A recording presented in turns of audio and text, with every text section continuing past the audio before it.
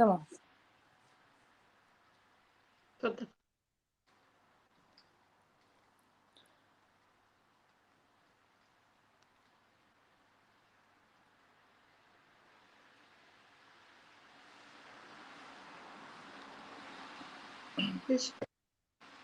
مساء الخير، يسعد لي أوقاتكم جميعا. أنا اليوم كتير مبسوطة بضيافتي للناشطة الإعلامية والسياسية والمدنية الأستاذة ألماس خليل. وأول شيء بدي نوه بس لموضوع التعليقات، إنه أنا ما رح أقدر أقرأ التعليقات كلها، لأنه نحن عم نبث من رابط، فما حتكون على صفحتي المباشرة. ومشان ما أطول كتير بمقدمة رح أترك ضيفتي هي كمان تعرف عن نفسها. فأنا بحب إنه استضيف هلأ معي الأستاذة ألماس خليل. تفضلي أستاذة ألماس، يسعد لي مساكي. يسعد مساكي وشكرا كثير على اللقاء الحلو. إن شاء الله يعني نقدر نفيد المجتمع والمتابعين للشيء اللي بدنا نحكي فيه ويكون إفادة لكل اللي عم يتابعونا. أنا طبعا ألماس خليل، ناشطة سياسية وحاليا مذيعة ومقدم برامج في المجتمع المدني الكردي في أوروبا. فبعتقد هذا إلي 5 سنين بألمانيا. ما بعرف إذا في شيء تاني. خريجة تجارة واقتصاد، عاملة دورات بالإعلام في كردستان. تقريبا كان معي انتسبت لنقابة صحفيين كرد سوريا بهولير. وحاليا أنا هلا عم تابع العمل الإعلامي. وحضرتك إلك باع طويل كمان بالسياسة، يمكن توقفتي لفترة ورجعتي. ايه، هلا بالتسعينات أنا كنت منتسبة لحزب الشغيلة، بعد ما صار وحدة بين اتحاد الشعب والحزب يكيتي الكردي. بعدين صار في انشقاق بين الأحزاب الثلاثة كمان. رجعت أنا وقفت النشاط السياسي، رجعنا تابعنا النشاط السياسي مرة تانية وقت احتلال عفرين. طبعا مع بدأنا من قبل ببداية الثورة السورية، ومن ثم يعني دخلنا بالفعاليات والنشاطات السياسية بألمانيا. أنا جدا بيسعدني وبيشرفني تكوني الليلة معي، وحديثنا هو صار حديث ودي من قبل طبعا. نحن كتير متفقين بالمحاور اللي رح نحكي فيها اليوم. طبعا إذا صار في اختلافات على بعض النقاط لا يفسد في الود شيء، يعني مثل ما بيقولوا. أكيد. أول شيء رح أحكي لك عن دور المرأة الكردية. أنا رح كون اليوم حوار جريء وصريح، ورح أحكي بلغة الشارع. تفضل. المرأة الكردية، أنت بتلاحظي إنه في استخفاف بوجودها؟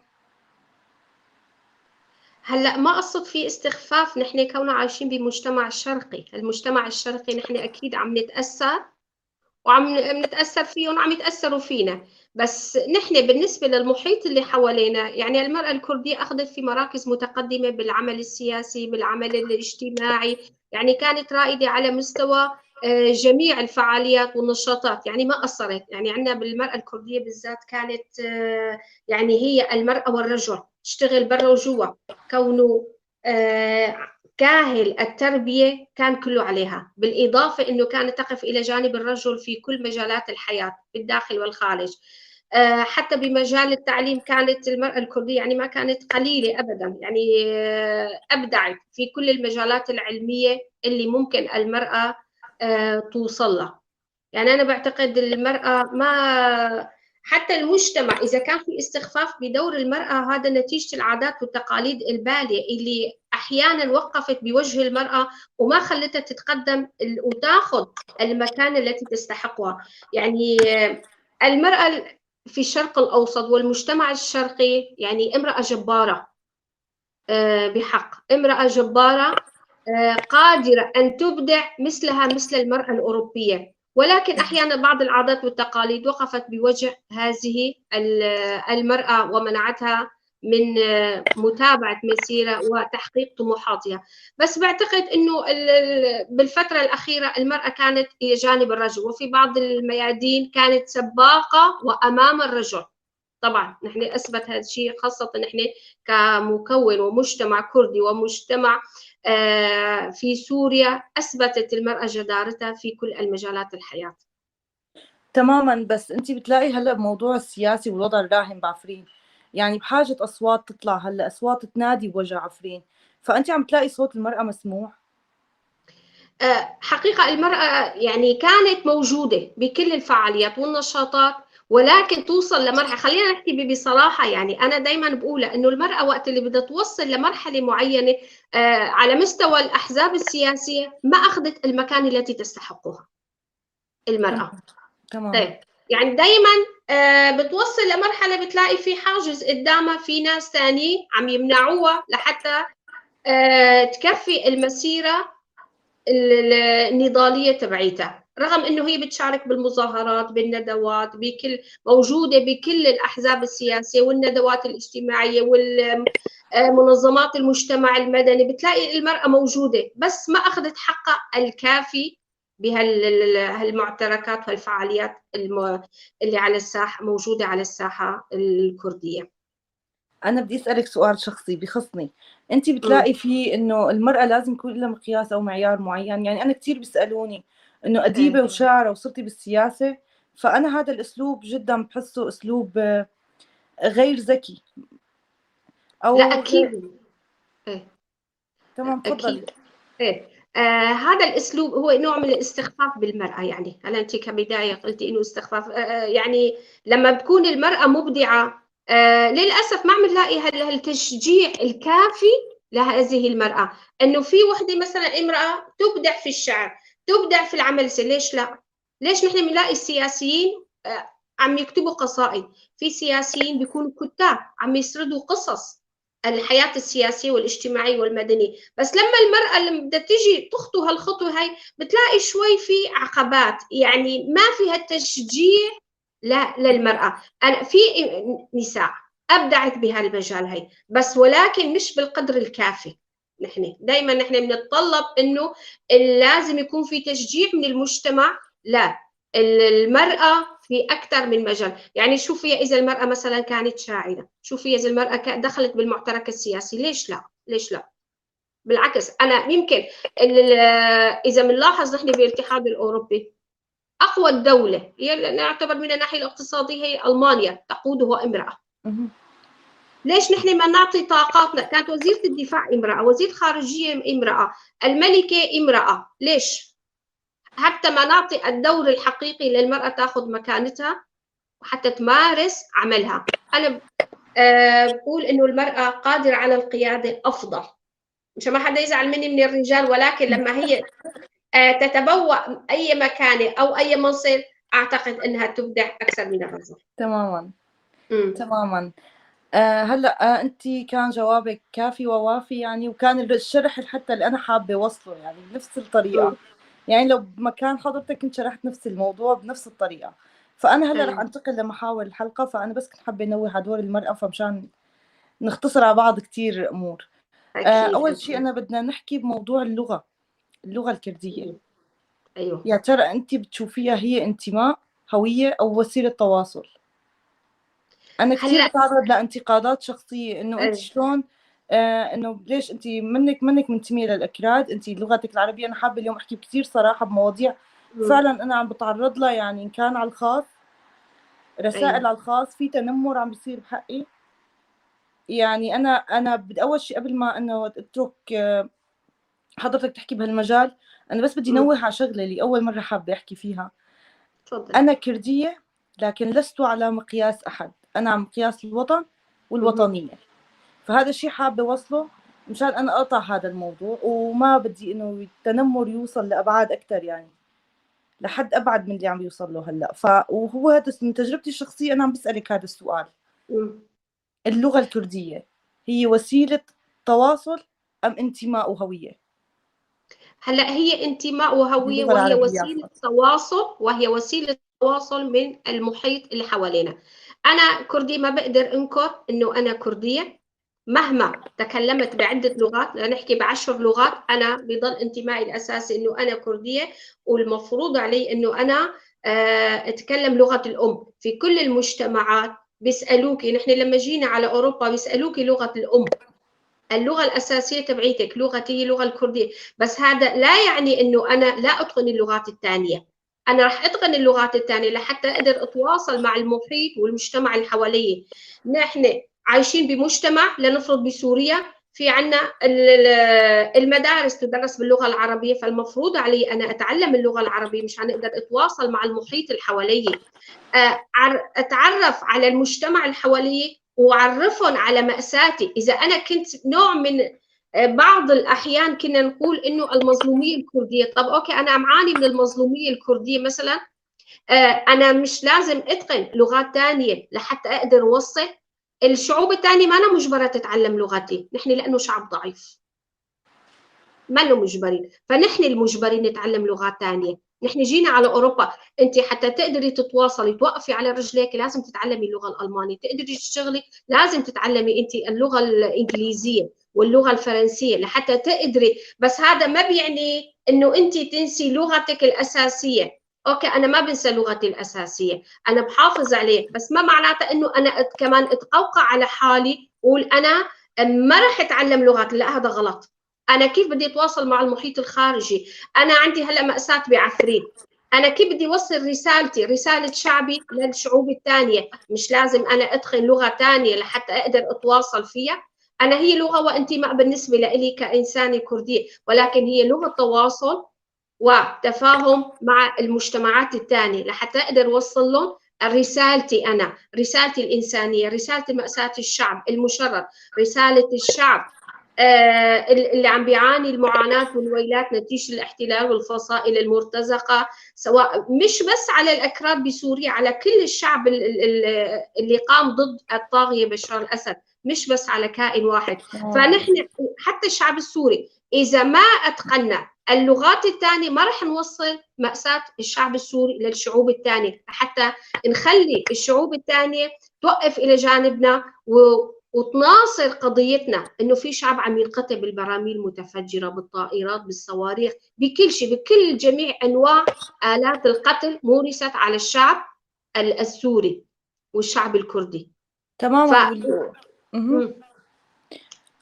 تفضلي. واللغة ما أبدا منا معيار انتماء. يعني نحن في عنا أكراد مثلا سبيل المثال، في أكراد بمصر، في أكراد بالأردن يمكن لا يتقنون اللغة الكردية. هذا ليس معيار إنه نحن لازم نقصيهم القومية. القومية ما بظن بإيد حدا. لا أكيد لا. أنا مثلا أنا كردية أبا عن جد. إنه أنا لو بحكي اللغة العربية هذا لا يعني إنه أنا لست كردية، أو حدا يجي يقدر يقول لي إنه أنت لا تنتمي للأكراد أو أنت غير أنا ما بعطي الحق هذا لحدا أبدا. يعني المزاودات. أيوة تفضل. الانتماء لقوميتي ولأهلي ما حدا بيقدر يعطيني سك براءة ولا سك الخروج من هذه الأمة. في عنا أكراد تقريبا بجبل الأكراد باللاتية، ما حدا منهم بيحكي كردي، بس ما بينكروا أصلا إنه هن الأكراد، وأنا ما فيني أنكر إنه هن مش أكراد. أكراد أحياء دمشق القديمة أنا ما بقدر أقول إنه هن مش أكراد، لا هن أكراد، بس مع مرور الزمن نسيوا اللغة، بس أنا ما بقدر أنفيهم. في أكراد بحما، في أكراد بدرعا ما بيتقنوا اللغة، بس أنا مش من حقي أنا إنه أعطيهم إن صفة إنه الخروج عن الملة وعن القومية. فللأسف نحن هي تهمة الخروج وتهمة الخيانة وتهمة البراءة كتير دارجة عنا. شخص ما التهم جاهزة، هلا التهم جاهزة عنا بقولب جاهز. نحن شخص ما عجبتنا أفكاره دغري نلصق له تهمة، مش بغض النظر الخروج عن القومية بنلصق له أي تهمة ثانية إنه هذا كذا 1 2 3، رغم هو بيكون مبني على الكذب. تمام. فأنا بتمنى يعني حتى اللي عم يشتغلوا بالمجال والحراك الثوري، في ناس يا أخي مو ضروري كل الناس إنه أفكارهم تكون متطابقة 100% مثل بعض، لا. نحن ما ضروري أنا فوتوكوبي عنك ولا أنت فوتوكوبي عن أختك ولا عن أخوك ولا عن أمك ولا عن أبوك، لا. نحن ما مثل بعض.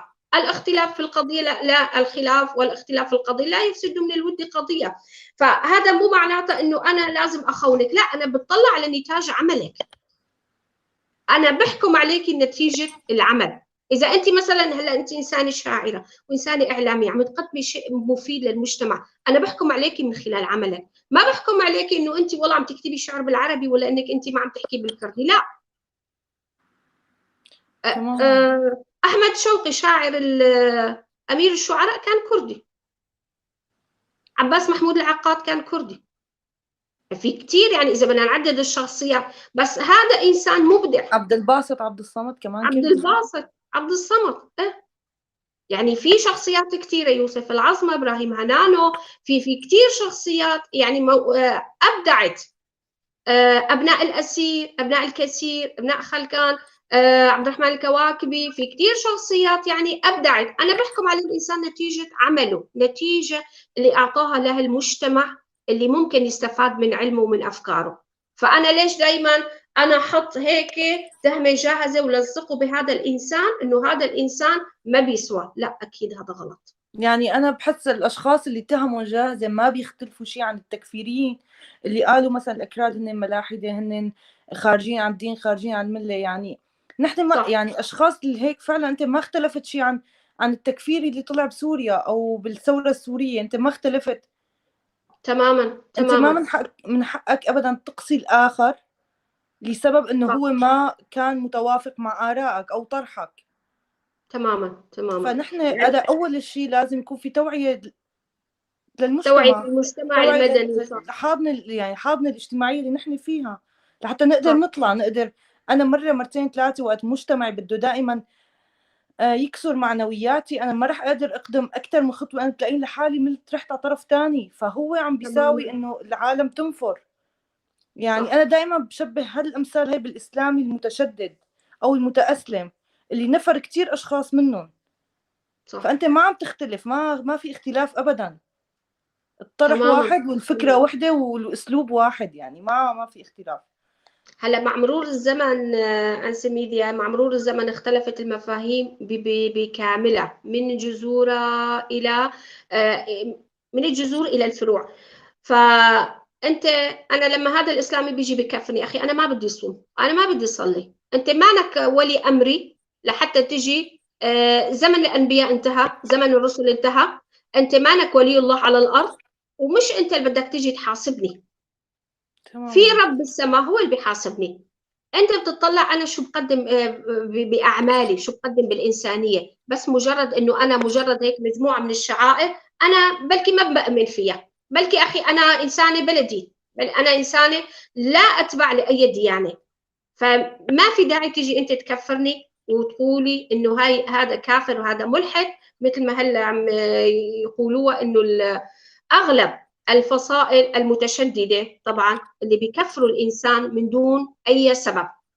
انه بمجرد ما بعرف، في فيديو طلع على الحدث العربيه اذا حدا شفتوه، انه طفل صغير عمره 9 سنين زارعين بافكاره، انه عم بيقول المذيعه انه انت كافره. ليش انا كافره؟ انه انت حاصره الراس. طب انا ماني حاطه ايشاب. لا، انت لازم تحطي ايشاب، اذا ما حطيت طب شو العقوبه؟ لازم نقطع لك راسك. شو هالمفهوم الارهابي اللي زرعوه بفكر هذا الطفل؟ هذا الطفل اذا هلا عمره 9 سنين كبر على هذه الافكار، بعد ما يكبر كيف بده يكبر؟ هذا ما راح يكون عنصر فعال بالمجتمع اذا في داخله حقد وعداء تجاه العنصر الاخر. يا اخي ما معلمينه انه في ناس ثانيين مختلفين عنا. هلا انا ما بعرف كيف الله بده يحاسب ميزان الحسنات والسيئات، نحن ما بنعرف كيف بده يكون. حدا راعى الاخره واجا وقال لنا كيف بده يكون الحساب؟ ما حدا. هذا الشيء انا ممكن. بظن الاغلب عم يتفق فيه هلا، يعني عم يتفق عليه هلا. فهو المثال اللي انا ذكرته هلا، يمكن كثير اشخاص ايه. مجرد ما بيسمع الحديث عم بيوافقك الراي، ايه تماما، ما حدا وكيل الله على الارض. فنفس الاشخاص هدول اللي رافضين ال الاسلام المتطرف اللي عم بيسيء حتى للاسلام بطرحوا هذا، هن نفسهم عم بيمارسوا الارهاب بس من ناحيه ثانيه، يعني مثل ناحيه، صح. مثل ما هلا قلت لك القوميه، ولا ناحيه انه انت طلعتي من المله وانت طلعتي من على الاكراد نحن ما بنعترف فيكي ونحن. يعني انتم شوفوا عملي، شوفوا انا شو عم بقدم، شوفوا شو تماما سويت. تماما. لا تحكموا من لغه، لا تحكموا، يعني خلينا نحن هلا بوضع سياسي وبوضع المنطقه، نحن بحاجه نتكاتف، بكفينا تشرذم. الاقتتال الداخلي بيناتنا هو اللي عم بيضعفنا اكثر من الفصائل اللي جايه عم تهجم علينا من برا. صح صح صح. نحن ما عم نتقبل بعض. طبعا أنا حكي مو موجه للكل، أنا حكي موجه لهي الفئة اللي ما عندها شغلة ولا عاملة غير بس تكسر، صح. وهي اللي طالعة الملة. على فكرة أنا في شغلة لاحظتها هلأ حاليا حتى بالثورة السورية، بعد في ثوار على الأرض، لسه في صوت حر، بس للأسف إن كان الإعلام ولا كان توجهاتنا نحن كأشخاص عم دائما نلتفت للصوت النشاز. وأنا بمنطقتي وكقضيتي ككردية أنا حابة صوت النشاز لا بقى يعلى على صوت الصح، صوت الحق، الصوت الحر. للأسف هذا اللي عم بيصير، الصوت النشاز هو اللي عم يعلى، صوت الإنسان الصادق، صوت الإنسان الشريف عم يخفوا، بيلاقوا له 100 تهمة وتهمة مشان يسكتوا هذا الصوت. يعني يمكن توصل لبعض المراحل يلفقوا له تهم هو بغنى عنها من دون علمه، حتى يسكتوه ويشوهوا سمعته. للأسف في كثيرين ناس يعني وقفوا عند حد معين إنه خلص ما قادرين يكفوا، لأنه إذا كفوا راح ينضروا أكثر بكثير من الأول. لذلك بتلاقي صوت النشاز، فبنتمنى إنه الصوت النشاز يختفي، الأصوات الحرة الصادقة هي اللي تطلع، إنه التهم ما تكون جاهزة. نحن عنا واحد مختلف معي، أنا إجي لاقي له 100 تهمة، معناتها هذا مناصر للفلاني، هذا معادي للثورة، هذا معادي للأكراد، هذا كذا. لا، نحن نشوف نتاج عمله بعدين نحكم على هذا الشخص إذا كان سيء ولا مو سيء. فللأسف يعني مثل ما قلتي إنه أحيانا التهجم الغير مبرر على شخص الإنسان بيعمل له إحباط. تماما. ايه، بيعمل له احباط، فبيخلي هذا الانسان يوقف عند مرحله معينه، وحتى حاله الابداع اللي بتكون موجوده عنده ما بقى تطلع، لانه خلص وصل لمرحله اليأس، عملوا معه اكتئاب. فبنتمنى نحن انه هالناس هدول يراجعوا حالهم، انه ما عاد انه يلاقوا هالتهم الجاهزه ويتهموا فيها الشخص المعين هذا. اخي انا ميديا كرديه، اوكي ميديا كرديه من عفري، بس عندها حالة شعري قادرة تعبر بشعرها بالعربي أكثر من الكردي. وين المانع؟ ما في مشكلة. وين المشكلة؟ وأنا حابة كمان عم تبدع في مجال الإنتاج الأدبي الإنساني، فأنا ليش خلي هالإنساني هاي حبط لها معنوياتها، خليها توقف عند مرحلة معينة وأعمل معها يأس؟ ليش؟ لا، خليها تبدع باللغة اللي هي بتحب، اللي تعبر عن مشاعرها باللغة اللي هي بتحبها. اللغة هي القادرة تعبر فيها عن هذه المشاعر والآلام اللي عم تحس فيها، فليش أنا أحبط لها معنوياتها؟ فبعتقد إنه نحن لازم نتخلص من هالمرحلة، ويعني نقول حاجة بقى، حاجة. تماما. فأنا يعني كثير كنت حابة حاسمة يكون اليوم، يعني وأنا خبرتك باتصال بيني وبينك قلت لك أنا حابة أكون حاسمة كثير بهالموضوع، لأنه أنا بررت مرة مرتين، يعني أنا وصلت للتنمر. وهذا المحور اللي أنا حكيت فيه بلشت مع حضرتك فيه هلأ هو بيقودني المحور الثاني اللي هو إنه نحن من إيمت بس بدنا نشوف العناوين وما نشوف المحتوى. تماما. أنت حتى لغتي العربية أنت عم تشوفها عنوان. أصلا أنا بفتخر إني أنا كردية وراح أحكيها هلأ، وأنا دائما بحكيها، بفتخر إني كردية وبعتز بكرديتي، وأنا كردية أبا عن جد. ومثل ما قلت أنا لست كرديتي ليست عن مقياس أحد أبدا، بفتخر فيها، لكن أنا بفتخر أيضا بلغة القرآن، باللغة العربية هي من أقوى اللغات، يعني هذا باعتراف الأمم المتحدة كمان. أنا بلاقي حالي مبدعة باللغة العربية، وبنفس الوقت أنا هلأ متوجهة أني أنا أدرس أكاديميا اللغة الكردية. طبعا هذا الشيء اللي كان حاربنا منه البعث، وهذا بيتدخل طريق مباشرة بأنه أنا هلأ لا أتقن اللغة الكردية أكاديميا. أنا وقت ببلدي كان مسمح لي إني أنا أتقدم على الأكاديمية وأدرس اللغة الكردية، كنت أنا رح أكون من الأوائل اللي مشوا هالطريق. وأنا هلأ بأوروبا أنا عندي أكاديمية، فمشان أنهي هالموضوع لأنه فعلا زعجني حتى بشكل شخصي مثل ما قلت لك. فهذا بيقودني لمحور تاني، هو محور إنه لأيمت نحن شعب حيكون عنا ازدواجية معايير، وبظن نحن حكينا هلأ ازدواجية المعايير. وقت قلت لك إنه نفسه هذا الشخص اللي بيجي بده يطالعني عن الملة وطالعني عن قوميتي وعن انتمائي، هو نفسه اللي بينقد لك الإسلام المتطرف. تمام. اللي بيقول لك بأي حق أنت، يعني هي ازدواجية المعايير شوي بس نفكر يعني هيك. أنا هي كتير عندي نقطة عليها يعني. لا غير هيك بدي أقاطعك شوي، إنه في ازدواجية المعارك، إنه أنت شوفي أكثر الناس المتشددين اللي كانوا يأيدوا داعش وين موجودين؟ بأرقى الدول، موجودين بالسويد، ببريطانيا، بالنرويج، بالدنمارك. طب ما انت عم بتكفر هذا المجتمع، بتكفر المجتمع الاوروبي، بتكفر المجتمع اللي ما منتسب لشريعتك. كيف انت تيجي بتعيش بيناتهم؟ كيف انت بتقبل على حالك تاخذ مصاري السوسيا من الجوب سنتر؟ كيف تقبل على حالك؟ ايه، كيف تقبل على حالك تاخذ هالمصاري وانت بتقول انه الفائده حرام، الربا حرام، الكذا حرام، انه ما بعرف شو حرام، وانت نفسك انت بتيجي بتاخذ مصاري من الجوب سنتر؟ هل تعلم من اين تاتي هذه النقود؟ تماما. يعني فانا عندي جزء لهيك جواب لطرح حضرتك. انا نوهت من البدايه اني راح احكي بلغه بسيطه بعيدا عن المصطلحات، لانه تمام. اخر 10 سنين الشعب السوري فيك تقولي الكل ابدع، الكل طالع مواهبه، طالع رياءه، ومارسوا هذا الشعب، وطالع امراضه النفسيه، عقده النفسيه تماما. فانه هذا الموضوع مثل ما انت طرحتي حضرتك انا بوافقك فيه 100%. بتلاقي صار اكثر شيء هلا كثير بتلاقي انت بتقراي بالصحافه بالاعلام في ازدواجيه معايير، حتى السياسي بيطلع بهالمنبر بيحكي هيك، بيطلع منبر الثاني نقيض تماما، وما في شيء واضح، ما في شيء عم بيكون واضح. فمثل ما عم بقول لك كل واحد اجى مارس امراضه النفسيه على الشعب السوري اخر 10 سنين. تماما. حتى نحن السياسيين اللي عم يطلعوا ويحكوا بالقيادة وبيحكوا بالأفكار السامية وبالشعارات الوطنية، طلعت كلها عم يضحكوا فيها على الشعب. أنا بقول يعني مش أغلبه، بس أغلبه بيصرحوا بالإعلام شيء، ولكن ورا الإعلام بيحكوا شيء ثاني. لما بتسألين سؤال والله أنا مش مسموح لي إنه أنا أحكي بالإعلام هذا، ليش مش مسموح لك؟ حدا رابطك؟ حدا مقيد؟ معناته أنت مانك عم تشتغل لصالح شعبك، مانك أنت قد هالمسؤولية اللي تبوأت فيها، قد هالمنصب اللي أنت حطيت حالك فيها وبتكلبش فيه بإيديك ورجليك بهذا المنصب، بس مانك قادر تدافع عن حق شعبك، مانك قادر توصل رسالة شعبك للمراكز القرار انه انا شعبي هيك عم بيعاني، لا انا مش مسموح لي احكي كذا، مش مسموح لي احكي كذا. معناتها انت مالك جاي عم بتمثل شعبك، عم تمثل الاجندات الثانيه اللي ممكن تخرب عليك.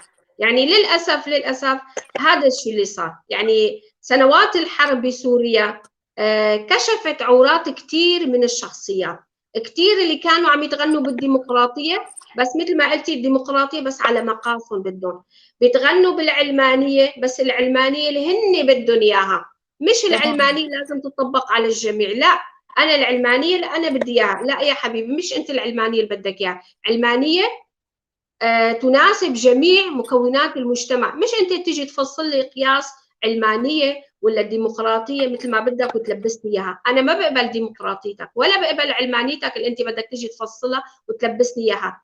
انا لانه عندي شخصيه وانا عندي كيان وانا عندي افكار، انا لازم اقرر لحالي، مش انت تيجي تقرر عني. فهي انه انا طالما رفضت الفكره تبعيته فتجيني مباشره التهمه، انت يا اما خارجه عن المله، انت كافره، انت كذا، انت كذا، انت كذا. ابدا، تهم جاهزه وبالشر. ايه. ف يعني للاسف الفصائل المتشدده شو بدنا نقول، هدول المتشددين اللي طلعوا يعني اساءوا للاسلام اكثر ما افادوها للاسف. لما وعطوا صوره، مش بس هيك، عطوا صوره للغرب انه نحن الشعب السوري بنمثل هالفصائل، وهالفصائل تمارس الارهاب، القتل، الذبح للاسف.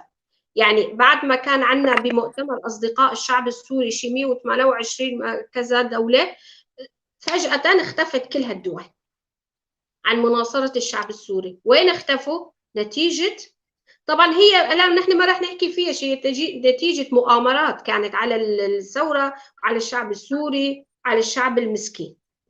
يعني هذا يحتاج إلى بحث طويل. يعني لعبوا المخابرات الدولية والدول اللي لها مصالح بتفتيت هذا الشعب، بتشريد هذا الشعب، لعبوا عليه وفتتوا هالثورة ولعبوا لعبتهم، واجوا الاخوان المسلمين طبعا كملوا عليها، طبعا البسوها ثوب الارهاب ما شاء الله. واغلب قيادات الاخوان المسلمين موجودين بلندن وبفرنسا. انت كيف بتسمح لحالك تقعد بهيك دول وبينما شعبك عم ينقتل ويتشرد؟ للأسف الشديد. لا يعني حتى أنا ممكن أتفهم إنه أنت بهيك دول، بس أنا ما حأتفهم ازدواجيتك تجاه الشعب. تماما تماما.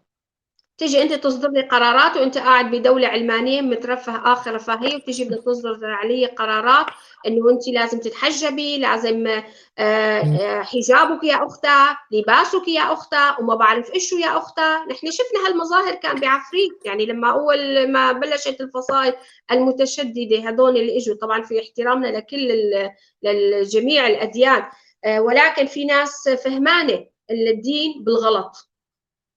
يعني حقيقة هو الدين هو دين رحمة، دين إنسانية. ما أنت الدين قناعة، أنت مش جاي تفرض علي قناعاتك. أنا يا أخي ما بدي آمن بقناعاتك. يعني شو ذنب هذا الإنسان اليزيدي له مليون سنة متبع هذه الديانة، تجي أنت تفرض عليه وتبني له جامع وتتحدى مشاعره، وتيجي تروح تدخله وتقول له بس الصبح بكير بدك تروح على الجامع. يا أخي هو ما بده. تماما. انت مالك ولي الله لحتى تحاسبه، في رب العالمين بيحاسبه. خلص زمن الانبياء انتهى. كل الناس عرفت. هدول الاشخاص اساءوا للثوار اللي اساسا طلعوا ينادوا بكرامه وحريه. انا يوم كرامتي وحريتي بدها تنسلب بين ايديك فانا هذا كثير شكرا انك ضويتي على هالموضوع، مشان بحكي انه في فرق كبير، وانا هذا الشيء كثير منوهه عنه، كثير عم بحكي عنه. ف في فرق كثير كبير بين الثوار وبين المرتزق اللي اساءوا للثوره قبل ما يسيئوا للشعب، حتى قبل ما يسيئوا إلنا. ففي لسه ثوار بسوريا، في لسه صوت حر عم بيطلع، في شباب عم بيتكاتف ويتضامن، في شباب مع وحدة سوريا، مع الشعب السوري بغض النظر عن طوائفه وقومياته. ففي فرق. أنا بس مشان نوه لموضوع إنه نحن نفصل بين المرتزق، بين الشيء اللي عم بيصير بعفرين، وبين السائر.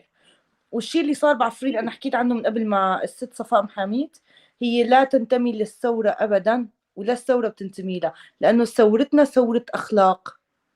والشيء اللي صار بعفرين من 90% من الأشخاص اللي هن بعفرين لا أخلاقيين من المرتزقة. أكيد أكيد أكيد. فهذا الشيء أنا كنت حابة أنوه عليه كمان، مشان خلط المفاهيم كتير بيصير في عنا خلط مفاهيم يعني. صح. الإنسان الثوري اللي طلع بشعارات الثورة والكرامة أكيد ما ضل حدا منهم على الساحة، يعني ما ضل غير المرتزقة والفاسدين، هن اللي عم يعيشوا على أكتاف الشعب المسكين للأسف الشديد. يعني تلاقي في منهم صاروا مليارديرية من وراء هالارتزاق هذا، من وراء النهب والسرقة للأسف الشديد. يعني هلا في نقطة كان بدي بس ضيفها حديث حضرتك. لا مبلا لسه في صوت حر. أنا هلا من تسبة للحركة المدنية السورية، فهو حركة شباب ثوار عم بيتكاتفوا لحتى يبنوا مجتمع مدني. على فكرة أنا كتير عندي تواصل هلا مع أشخاص من الداخل السوري، من المخيمات، من جميع المحافظات السورية. لسه في صوت حر عم بيطلع، بده سوريا موحدة، بدنا نرجع نصحح مفاهيم الثورة، نصحح مسار الثورة، نطالع المرتزقة اللي أساءوا للثورة وأساءوا للمدنيين وأساءوا للشعوب وللأديان ولكل الطوائف طبعا. فهذا الصوت بعده موجود، بس مثل ما أنا نوهت بالبداية إنه هلأ صوت النشاز هو اللي عم بيطغى، إن كان إعلاميا. صوت النشاز هو اللي عم يعلى على الصوت الصادق الصحيح. ما بتلاقي هلا واحد عم يحكي بضمير بالإنسانية. خلي نحن بكل الشعب السوري بمختلف أطيافه ومكوناته، كل واحد عنده خصوصية خاصة. فمو تجي أنت تتنكر لخصوصيتي لحتى أنا تتقبلني. لا، تقبلني مثل ما أنا موجود. وهذا الطرح اللي عم تطرحه حتى نقدر نتعايش مع بعض في المستقبل.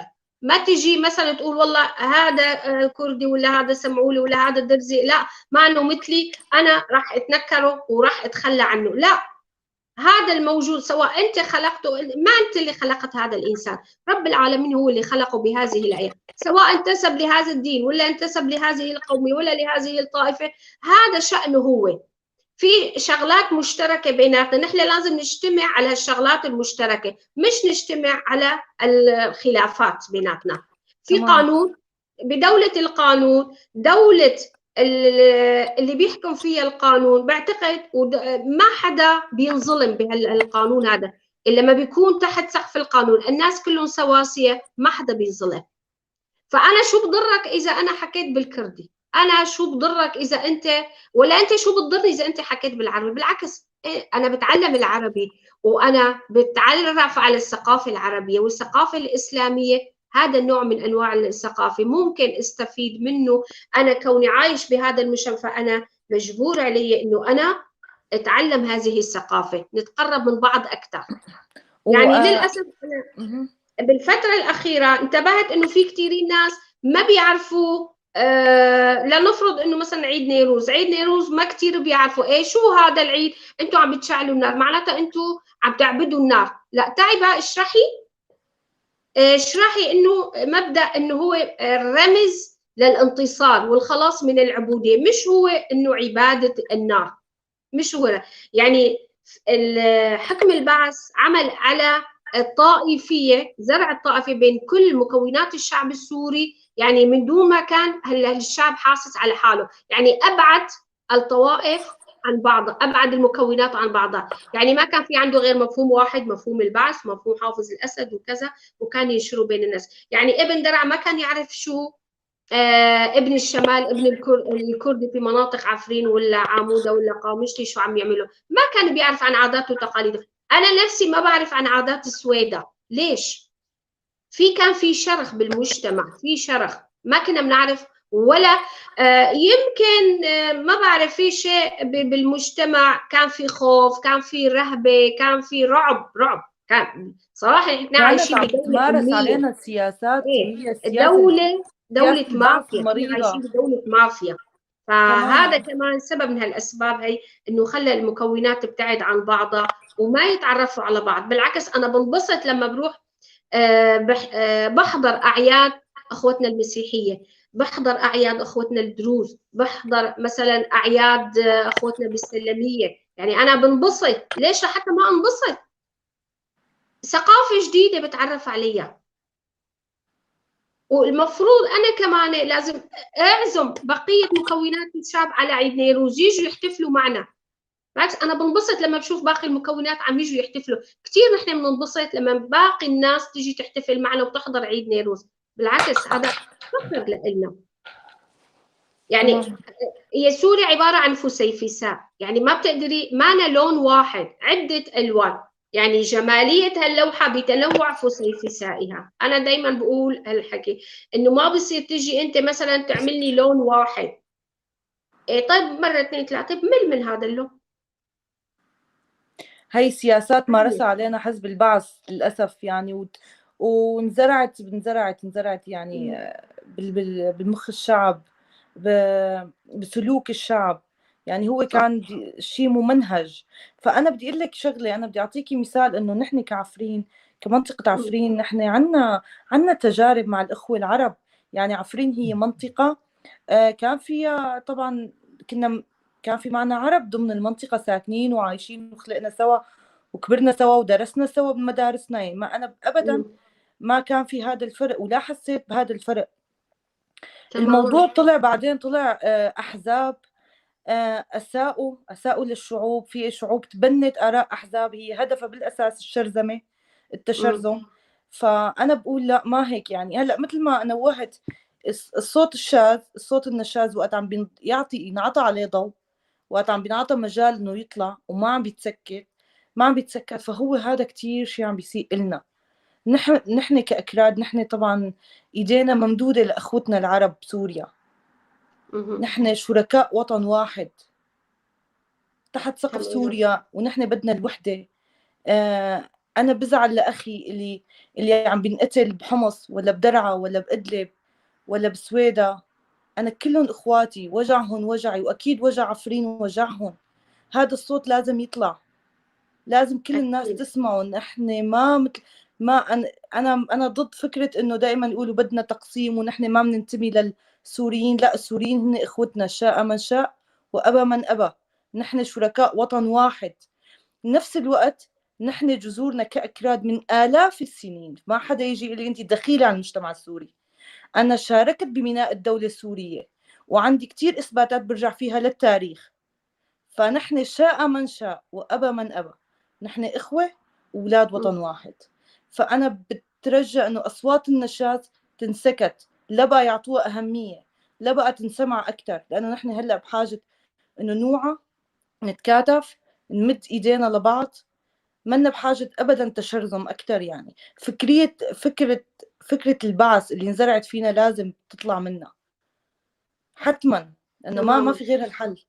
فأنا بدي نوه لجغرافية عفرين، فعلا هي جغرافية عفرين منطقة كان فيها الإخوة العرب ساكنين مع الأكراد، أبدا ما صار في مشاكل على أسباب عرقية أو أسباب قومية. فهذا الشيء اللي عم بيصير مستحدث على الشعب الكردي وحتى مستحدث على الشعب العربي. أنا مين أنت لحتى أنت تيجي تأذيني وتشردني وتطالعني باسم إنه باسم إسلامي ولا اسم ثورة ولا شو ما كان؟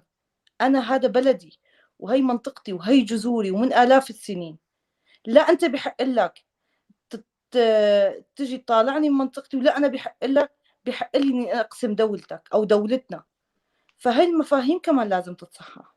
نحن أبدا منا هيك، نحن شعب راقي، شعب إيدنا ممدودة للآخر، شعب ما بننكر إنه نحن موجودين ضمن جغرافية هي موحدة فيها العرب وفيها الأكراد. فأنا رجاء كمان إنه بحب تنوهي على الموضوع بما أنا فتها مواضيع سياسية. تماما. أنا أكيد بتأيديني أنت الفكرة كحوار ودي صار أكيد. بيني وبينك يعني. أكيد أنا بأيدك بهالفكرة تماما. هلا نحن الأكراد موجودين على أرضنا التاريخية مثل ما قلتي، شاء من شاء وأبى من أبى. يعني هالنظريات الجديدة اللي عم تطلع إنه إيه أنتوا رجعوا على تركيا ورجعوا على إيران، لا يا حبيبي، نحن أنا هي أرضي من جذوري موجودة فيها، من يومي أنا موجودة على هالأرض، ما حدا بيقدر يقلعني من جذوري اللي أنا موجودة فيها، ولا حدا بيقدر يقول لي أنت اطلعي لبرا. ما حدا بيقدر، هذا البيت بيتي وهذه الأرض أرضي وأنا موجودة عليها من آلاف السنين. أسماء المدن، أسماء الأنهار، أسماء الجبال كلها بالكردي. نحن ما احتلينا أرض حدا، نحن موجودين بس نتيجة اتفاقية سايكس بيكو تم تقسيم أراضي اسمها كردستان إلى، يعني أنا بس بعض الناس إنه إيه شو هي أرض يا أخي؟ أنت مثل ما عندك انتمائك القومي العربي، أنا عندي انتمائي القومي الكردي، أنت عندك امتداد للوطن العربي والجامعة العربية والشعوب العربية، أنا عندي امتداد للشعب الكردي. فالشيء المشترك بيناتنا نحن نتعايش تحت سقف القانون، حقي وحقك محفوظين، نحفظ حقوقنا. بعدين الأكراد ما قصروا أبدا أثناء تكوين الدولة السورية. الدولة السورية ما لها زمان، بعد اتفاقية سايكس بيكو كلنا بنعرف انه تم انشاء حدود، هذه الحدود نتيجة تم انشاء الدولة السورية. الدولة السورية وقت اللي طالعوا الاحتلال الفرنسي، تمام؟ احتلال الفرنسي، الأكراد ساهموا بالثورة الفرنسية. إبراهيم هنانو وقت اللي كان بالشمال اجوا الفرنسي اللي عنده عرضوا عليه انه هو كان وكان غني وكان مثقف، عرضوا عليه انه انفصل عن الشعب العربي ولا تأيد هذه الثورة ونحن بنعمل لك دولة. قال له لا، هذه أرضي وهذا وطني وأنا رح ساهم. وساهم واتصل بصالح العلي وبعدين سليمان باشا الأطرش بالجنوب، والكل توحدوا مع بعض وعملوا الثورة، وساهم بكتابة الدستور السوري الجديد. إبراهيم هنانو، يوسف العظمة، سوار الغوطة القديمين كلهم كانوا أكراد. يعني نحن ما قصرنا في بناء الدولة السورية، في بناء الشعب ياخذ حريته واستقلاليته. بالثورة السورية ليش كانت المظاهرات تقام من أقصى الشمال إلى أقصى الجنوب؟ الدليل إنه الجمعة كان كل جمعة كان لها اسم معين. جمعة من الجمعات سموها جمعة آزادي احتراما للشعب الكردي اللي كان يطلع بزخم كبير. الثورة اللي طلعت بحلب، جامعة حلب 3/4 كانوا شباب أكراد، هن اللي كانوا عم بيقوموا، التنسيقيات كانوا كلها. ولكن لما اجوا الإخوان وسيطروا على مفاصل وكفروا من كفروا مثل ما بدهم وأبعدوا من أبعدوا، فاختفى الصوت الكردي من الثورة السورية شوي. واختفت يعني الثورة، حتى صوت الثورة يعني اختفى صوت الثورة، أساءوا للثورة وأساءوا للأكراد يعني حد سواء تماما. فهن يعني كانوا ضد الثورة أساسا. تماما. تنسيقية التآخي بشو اسمه بحلب كانوا أغلب شبابها كلهم أكراد. الشهيد مشعل تمه كان ينزل بمقدمة الثوار على الشارع، ابصقوا لما قال بجملته الشهيرة ابصقوا في وجه جلاديكم، آخر شيء قتلوه مشان يخفوا الصوت السلطة طبعا يخفوا الصوت السوري الحر. يعني الأكراد ما قصروا، قاموا بكل مفاصل الثورة وشاركوا بكل الحراك، بكل المظاهرات، بعفريت ببداياتها. نحن شفنا يمكن هلا أول الإعلام ما سلط على الثورات اللي كانت والمظاهرات اللي كانت تقام بالمناطق الكردية. يعني للأسف كان في تعتيم إعلامي. الأمن كان منتشر بكثافة في المدن الكردية، وبعدين جابوا لنا الناس ناصر وشبيحة لحتى يخفتوا هذا الصوت السوري الحر والصوت الكردي الصادق اللي قادر يوقف مع أخوه العربي في الثورة وإسقاط النظام. للأسف يعني صار في تلاعب على الشعب كلياته، صار في مؤامرة، أنا بقول مؤامرة على الشعب السوري، مؤامرة على الشعب الكردي لحتى يتشرذم وحتى يتفرغ. فنحن بنتمنى إنه يرجعوا مثل ما كانوا، وبنتمنى إنه تكون حقوق كل إنسان محفوظة. يعني أنا مثل ما قلت بالبداية إنه أنا شو بضرك إذا أنا حافظت على لغتي؟ بالعكس، يعني كثيرين إحنا السوريين عايشين بألمانيا حافظين على لغتهم الأساسية، ورغم هيك وتعلموا اللغة الألمانية ولا الإنجليزية ولا الفرنسية. الدولة الألمانية ما عم بتقول لك انسى لغتك، بالعكس عم بتأيدك، عم بتناصرك، بتقول لك حافظ على لغتك. فأنا ليش ببلدي نحن ما نمارس هالديمقراطية مع بعضنا؟ ليش أنت جاي بدك تكتم على أنفاسي؟ خلينا نحن ناس مشتركين، نعيش في شغلات مشتركة بيناتنا، نحافظ على هالمشتركات لحتى نقدر نبني دولة حضارية متقدمة لإلنا ولأجيالنا. أنا وأنت ما راح نعيش، أجيالنا راح تعيش. ليش ما بنعلمهم ثقافة التسامح، ثقافة المحبة؟ ليش دايما بنخوف بعض من بعض؟ ليش أنا دايما بقول لا تقرب على المكون الفلاني لابني، لا تقرب على المكون الفلاني؟ ليش أحطه بحالة رعب؟ ليش دايما أخوفه؟ لا، بالعكس، أنا لازم أحببه. هذا الإنسان جاري أقرب إلي من، نفرض ابن عمي ساكن بحمص، ابن عمي ساكن بالشام، مين جاري أقرب لإلي؟ الحلبي ولا الإدلبي ولا الحمصي؟ لا، أكيد الحلبي والإدلبي أقرب لإلي من أخوي اللي بعيد عني مئات الكيلومترات. فثقافة التسامح نحن بحاجة لهالثقافة هي، نزرعها بكل مكونات الشعب السوري. للأسف يعني بنتمنى نتخلص من هالعادات السيئة، نتخلص من هالإرهاب والرعب اللي منخوف اللي زرع النظام وما زال. يعني للأسف الشديد إنه في كثيرين ناس بيتغنوا بالديمقراطية وبالحرية وبالعلمانية، بتلاقي جواتهم في ثقافة البعث، ثقافة التخوين، ثقافة الإقصاء. دايما بيقصوا غيره انه انت مش موجود. لا يا اخي، حتى اصغر مكون بالشعب السوري هو مكون له خصوصيته، له صفاته الخاصه. انا بحترم هذا الانسان بكل خصوصياته، طالما هو عايش معي ما عم بيضرني وعم بيساهم معي في بناء هذه الدوله. ليش لحتى انا اقصيه؟ ليش لحتى انفيه؟ بالعكس، انا بشاركه باعياده، بشاركه بطقوسه اللي هو مؤمن فيها.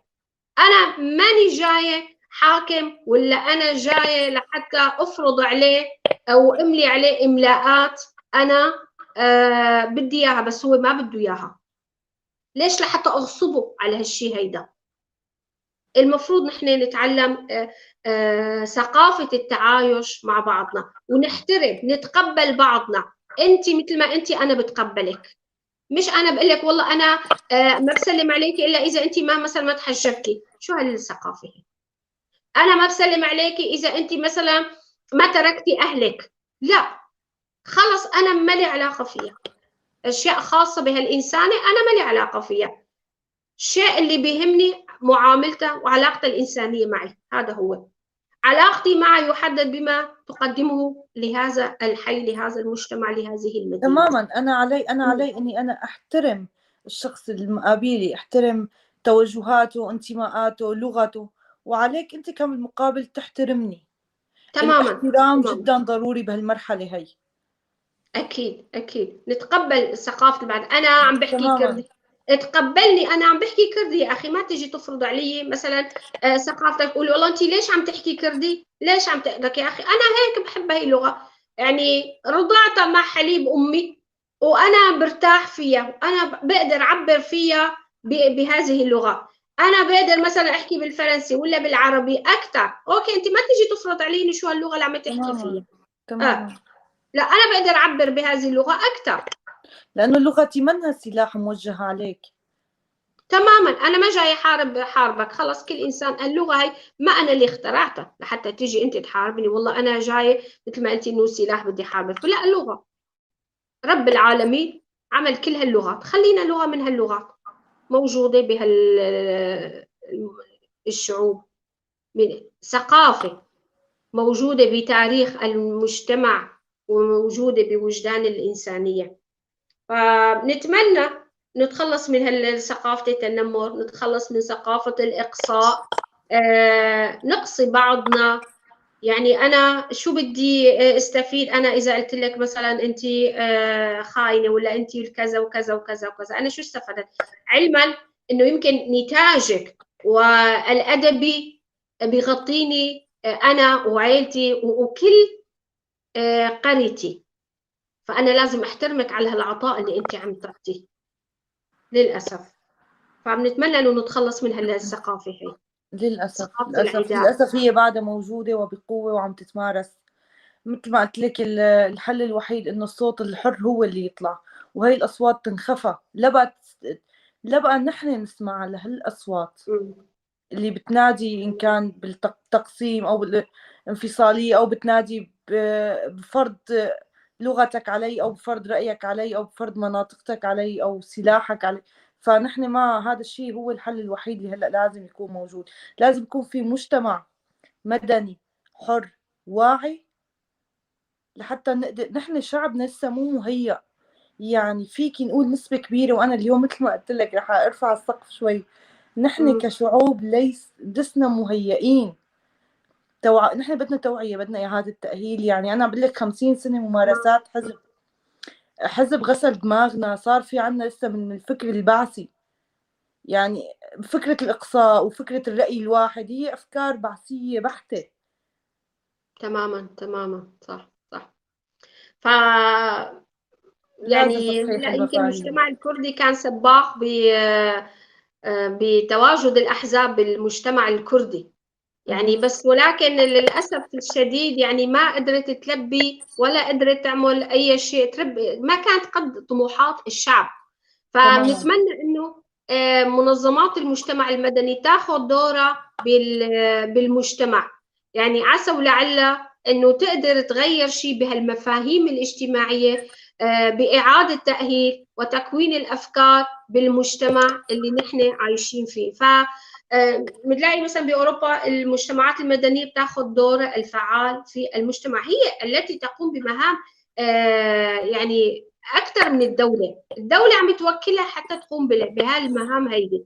فبنتمنى إنه نحن بالمجتمعاتنا كمان نعتمد على المنظمات المدنية اللي قادرة تنخرط بالمجتمع أكثر غيرها. الأحزاب كان عندها فكر معين، مثلا ما كل بيت بيتقبل إنه أنا هذا منتسب لحزب الفلاني يجي لعندي، لا أنا ما بدي إياه. يعني كانت في حرب كمان ضد الأحزاب. فبينما المجتمع المدني بعتقد إنه ما في إشكالية عليه إنه ساهم بهذا الدور بنشر التوعية، بنشر الأفكار الإنسانية في المجتمع. يعني هلا المجتمع المدني الكردي في أوروبا من خلال البثوث اللي عم نعملها عم نحاول نوصل فكرة للمجتمع، نقدم مثلا برامج فنية، بس هذه البرامج الفنية تكون لها جذور تاريخية تعبر عن فلكلور هذا الشعب، تعبر عن ثقافة هذا الشعب، لحتى الجيل اللي موجود بأوروبا بأماكن تانية إنه يضل على تواصل بهذه الثقافة الفنية في مجتمع غني، في ثقافة، في موسيقى. نقدم برامج مثلا باللغة العربية، نجيب محاضرين، نجيب للأخوة العرب مشان يكون في تواصل بين المجتمع الكردي والمجتمع العربي، إنه نحن مش منفصلين عن بعض، نحن بالنهاية في عنا هم وطن، في عنا هم الأجيال القادمة، لازم يعملوا ثقافة مشتركة، ثقافة التعايش الإنساني. فمتمنى إنه كل المنظمات إنه تتبع هذا الهدف وتحط إنه ثقافة بناء الإنسان. يعني بالحقيقة ثقافة بناء الإنسان تحتاج إلى كتير محاضرات، تحتاج إلى كتير ندوات لحتى نقدر نبني هذا الإنسان، لأنه الإنسان هو الأساس اللي تبنى عليه الحضارة الإنسانية. تماما. وأنا بتوجه بسؤال لحضرتك، الاقتتال الكردي أو عدم التقبل اللي عم بيصير ضمن المكون الكردي، فيما أنه نحن حكينا عن الأحزاب هلأ، حضرتك بتلاقي إنه الأحزاب الكردية كان في إلها إيد تشرذم؟ هلا أكيد يعني في اقتتال كردي يعني ما صار بالمعنى الواضح الصريح، يعني صار بين الأكراد، يعني وصلت لمرحلة إنه كان بده يصير في اقتتال، ففي بعض الأحزاب هدت من صارت الوضع بعض إنه المرات، بس كانت بشكل غير إنه قوي أو غير كبير يعني، بس ما صارت. صار بشكل مكثف. يعني دائما تماما. الاحزاب يعني بعتقد ساهمت انه نحن ما لازم الاقتتال الكردي لازم يوصل لمرحله انه واحد يغتال دم اخوه. يعني اذا طرف شد الطرف الثاني يسكت شوي في سبيل انه ما تتطور الامور ولا انه تكبر تودي الى يعني كوارث. يعني الاقتتال الكردي يعني حقيقة كارثة يعني ما بنتمنى انه يوصل للمراحل الكبيرة، حتى عم نهدر دم شبابنا سواء بنات ولا شباب يعني على الفاضي. نخلي هذا الشاب هذا اللي بده ينقتل بالمعركة، لا نخليه المستقبل يساهم ببناء هذا الوطن والمجتمع. فبنتمنى انه ما يصير هذا الاقتتال الكردي. يعني يمكن صار في ما بعتقد انه بالشكل اللي طبعا كانوا عم يطمحوا عليه. في ناس عملت على تهدئة واحزاب يعني تهدئة الاوضاع وانسحبت في سبيل انه حتى ما يصير إراقة الدم الكردي. تماما صح. أنا بأيدك، وأنا كمان بطرح فكرة الأحزاب. أنا بلاقي إنه بعض الأحزاب، أحزابنا طبعا أحزابنا الكردية، فهي ساهمت شوي بتشتت الشباب. كانت بتحمل فكر، كمان فكر الإقصاء يعني، وهذا الشيء تشربه بعض من شبابنا. فأنا بلاقي إنه هاي الظاهرة كمان بدها توعى، بدنا نوعيها أكتر يعني، بدها كمان حملة توعية. بتوافقيني بهالرأي؟ هلا انا ما بعرف انه الاحزاب الكرديه فتره من الفترات يعني ما ساهمت بالتشرذم، بالعكس ساهمت بزرع الثقافه بين المجتمع الكردي يعني اكثر ما انه ساهمت بالتشرذم. هلا كان في تشرذم اقتتال حزبي. كان في اقتتال انه هذا الانصار هالحزب انصار هالحزب. هلا انا ممكن يكون اخوي من هالحزب، اختي من الحزب الثاني، فهو كان الاقتتال على التنافس الحزبي، كان على التنافس، مع انه كان انه والله ساهموا في انشقاق المجتمع. بالعكس انا يعني كنت مثلا بلاقي في اسره بتلاقي في منهم الحزب اليكيتي والديمقراطي والشيوعي نفس الشيء، يعني باسره واحده. بس ما هذا الامر ما ادى انه التنوع الحزبي ما ادى انه حتى يقتتلوا مع بعض، حتى مثلا بالعكس كانوا يجتمعوا، هذا يقول والله حزبه. كان في نقاشات حاده، في مثلا كل واحد يحكي عن انجازات حزبه، انا حزبي كذا كذا، انا حزبي عمل كذا كذا، كانت في نقاشات حاده توصل بيناتهم، بس ما وصل لتشرذم المجتمع. لا بالعكس انا ما شفت انه ساهم بالتشرذم. هلا أنا ممكن اختلف معك شوي. أنا بحس في بعض الطروحات اللي صارت، قلت لك الاختلاف لا يفسد من الود قضية اكيد يعني. اكيد. أنا شفت إنه في بعض الأطروحات اللي صارت فترة ما أدت لإنه في قسم من الشباب لا تراجع ثقافيا، تراجع وعيه، حتى صار وعيه بس باتجاه معين، يعني هو اتجاه كان الانقسام، واتجاه إنه ثقافة إنه أنا أحتل الثاني. فأنا بظن فترة من الفترات كان في هيك شيء يعني. أنا ما بعرف لما كان من خلال يعني تواجدنا بالحركة السياسية وتواجد الحركة السياسية بين الأكراد، بالعكس كتير كانوا يساهموا، يشجعوا على الثقافة العلمانية، يساهموا يعني هلا يشجعوا انت لاحظت الطالب انك إنه عم يدرس. تحكي من وجهة نظر حزب معين، انا عم بحكي عن بعض الاحزاب، ما عم بحكي لا في احزاب كانت مساعد للشعب الكردي، ثقفته مم. ووعته، وانا معك يعني بوافقك الرأي. اما في احزاب انا ما بدي اسميها هلا، بس في احزاب فعلا ساهمت بانه تخلف الشاب الكردي اللي كان منطوي تحت رايته يعني. آه انت برأيك، ما انا كنا عم نحكي عن مجتمع مدني، مم. لازم المجتمع المدني بس يوعي الشباب، ولا انه كمان يحارب بعض الاشخاص او بعض الاحزاب اللي ساعدت فعلا انه الشعب الكردي يرجع، يعني يرجع خطوات لورا؟ هلأ في مرحلة التوعية، هي التوعية بالذات هي عبارة عن محاربة الأشخاص اللي بيحبطوا الشباب، اللي بيحبطوا الشباب. هلا في شباب ابتعدوا عن الحركه السياسيه، ابتعدوا عن الاحزاب السياسيه لانه شافوا الحزب هو مثل ما هو حزب كلاسيكي تقليدي، ما طور حاله، ما طور الشباب، ضلوا في شخصيات معينه مسيطره على المناصب الحزبيه، على القياده، ما خلوا الشاب يطور افكاره. يمكن هذا كان سبب من اسباب بعد الشباب عن الاحزاب. بالعكس، أنا يعني بفترة من الفترات لقيت كتير في أحزاب ساهمت في تطوير المجتمع، ما إنه يعني عملت له جمود أو رجعته لورا. ما بعرف إذا ممكن، إذا أنت عندك شيء مثلا مثال كذا، أنا ما بعرف، بس أنا بعرف إنه الأحزاب رغم اختلافاتها يعني ساهمت في توعية المجتمع.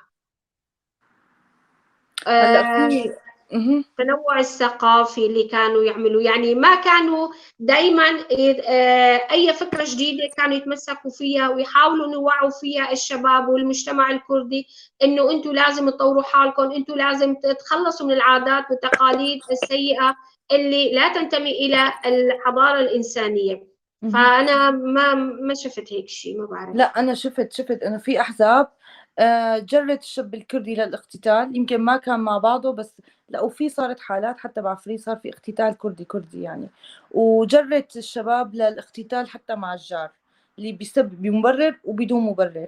فانا كنت لاقيه انه هي نكسه مع لا احزابنا خلينا نحكي، يعني. يعني قصدك على البي كي كي. ايه تقريبا، ايه انه ايه. صار في هيك هلا شيء. البي كي كي يعني لما دخلت على المجتمع، دخلت بثقافة معينة، كان عندها هدف معين، آه، حبت تسيطر على المجتمع، يعني رضيتي ولا ما رضيتي بده يسيطر عليكي، يعني طب هذا ايه كان في انه هذا مرحلة. كمان يعتبر حزب كردي يعني، فيعتبر حزب كردي.